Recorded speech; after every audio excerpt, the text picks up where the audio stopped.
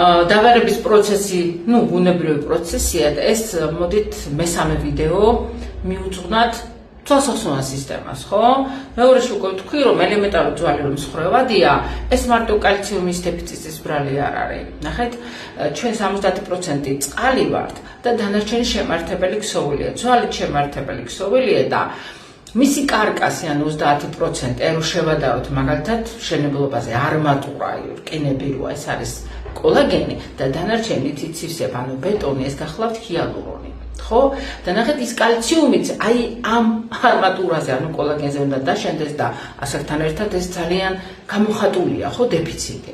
და ხრტილოვანი ქსოვილით აღდგენა ბევრს გონია რომ შეუძლებელია, შესაძლებელია ხონდროიტინით, ანუ ასაკთან ერთად მეტად მივიღოთ და სასახსარ სითხე, სინოვიალური სიცხე რეალურად აღდგენადია თუ ჩვენ ჰიალურონს დავლევთ, ასე რომ გავიმარტივებთ ჩვენი დაბერების პროცესი.